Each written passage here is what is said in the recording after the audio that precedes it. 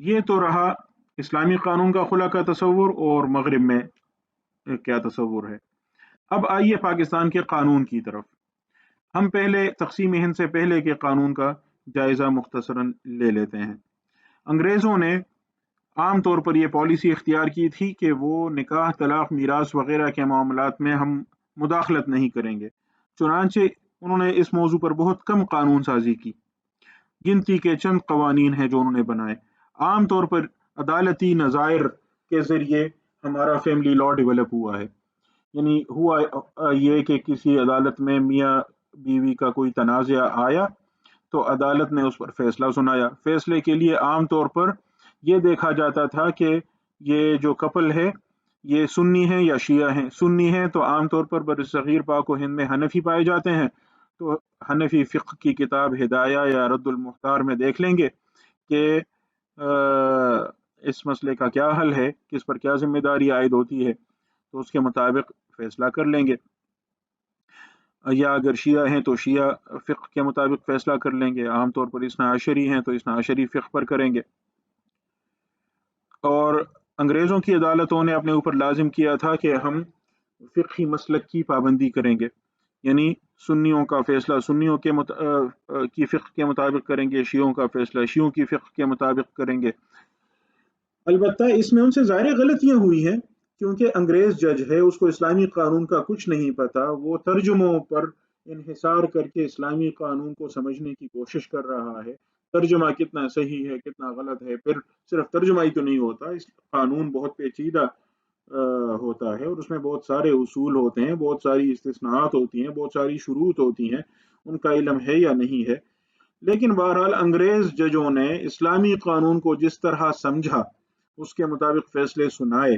ان فیصلوں کے نتیجے میں بر صغیر پاک و ہند میں جو فیملی لا ڈیولپ ہوا اس کو ہم کہتے ہیں اینگلو محمڈن لا، یعنی محمڈن لا وہ اسلامی قانون کو کہتے تھے، اور چونکہ انگریزوں نے اسلامی قانون کو سمجھا تو اس کو اینگلو محمڈن لا اور بعد میں سمپلی محمڈن لا کہا جانے لگا۔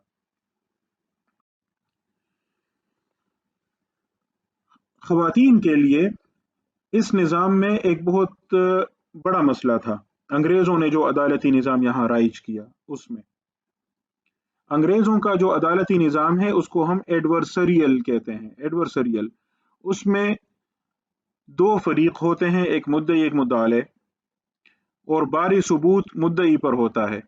اب اگر خاتون نے یہ دعویٰ دائر کیا کہ شوہر اس پر ظلم کر رہا ہے تو ثابت کرنا خاتون کی ذمہ داری ہے، کیونکہ مدعیہ ہے وہ۔ شوہر انکار کر دے بس اس کے لیے یہ کافی ہے۔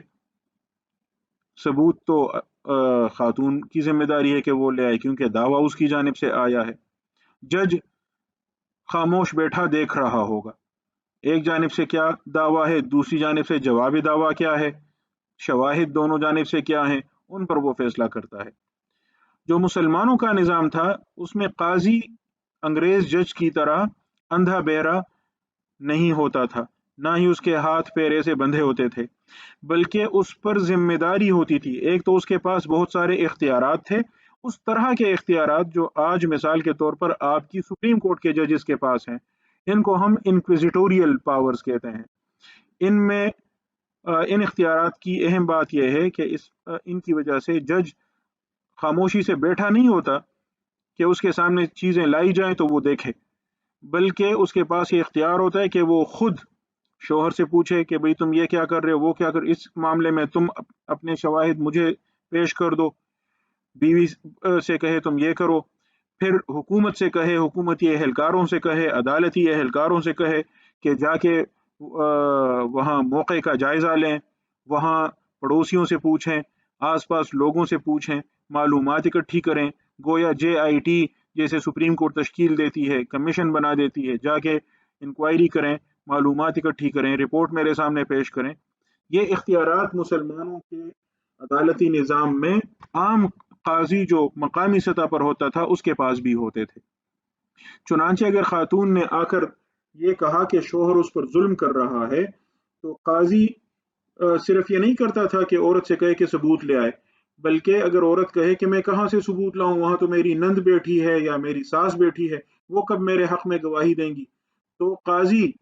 اس کے احوال کو دیکھ کر خود انکوائری کر سکتا تھا، عدالتی اہلکاروں کے ذریعے ثبوت اکٹھے کر سکتا تھا، اور اگر اسے یہ اطمینان ہو جاتا کہ واقعی اس خاتون پر ظلم ہو رہا ہے تو اس کے بعد یہ اس کی ذمہ داری ہوتی تھی کہ وہ اس کے حقوق کی حفاظت کرے۔ چنانچہ